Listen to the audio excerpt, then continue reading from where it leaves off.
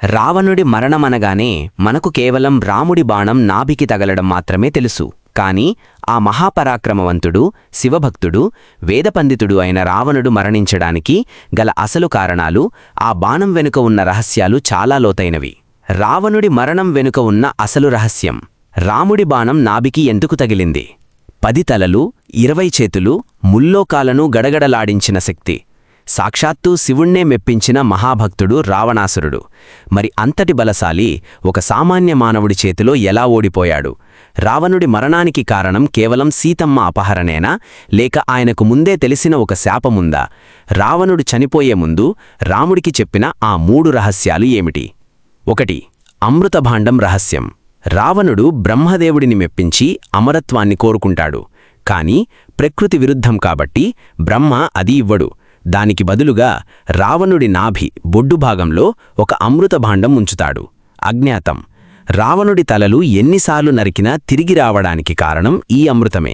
ఈ రహస్యం కేవలం రావణుడికి విడమర్చి చెబితే బ్రహ్మకు మాత్రమే తెలుసు. కాని యుద్ధ సమయంలో విభీషణుడు ఈ రహస్యాన్ని రాముడికి వెల్లడించడంతోనే రావణుడి అంతం సాధ్యమైంది. 2. స్త్రీల వల్ల కలిగిన శాపాలు. రావణుడి మరణానికి ప్రధానంగా 3 స్త్రీల శాపాలు కారణమయ్యాయి. వేదవతి. ఈమె తపస్సులో ఉండగా రావణుడు అవమానిస్తాడు. తన మరుసటి జన్మలో రావణుని వంశనాశనానికి కారణమవుతానని చెప్పి ఆమె అగ్నిప్రవేశం చేస్తుంది. ఈమెనే సీతగా పుట్టిందని పురాణాల కథ. నలకుబేరుడి శాపం. రంభ అనే అప్సరసను రావణుడు బలాత్కరించినప్పుడు ఆమె భర్త నలకుబేరుడు ఇకపై రావణుడు ఏ స్త్రీనైనా ఆమె ఇష్టం లేకుండా తాకితే అతని తల 1000 ముక్కలవుతుంది అని శాపమిస్తాడు.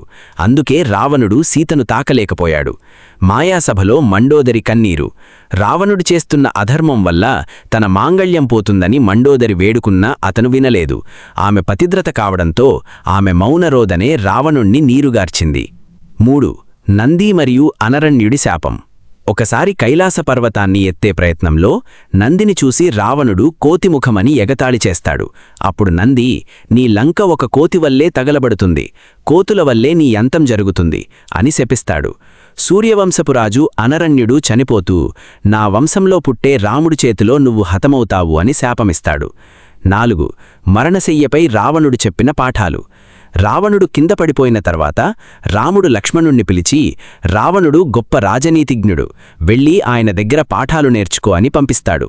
అప్పుడు రావణుడు లక్ష్మణుడికి 3 విషయాలు చెప్తాడు. శుభకార్యాన్ని వాయిదా వెయ్యకు.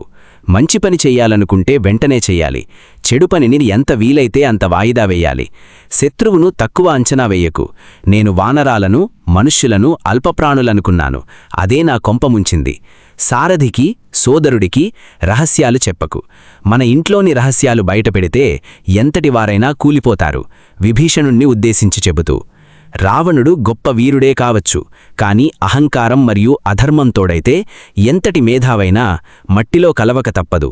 రావణుడి చావు మనకు నేర్పే పాఠం ఒక్కటే: మన శక్తే మనల్ని కాపాడుతుంది, కాని మన అహంకారమే మనల్ని అంతం చేస్తుంది.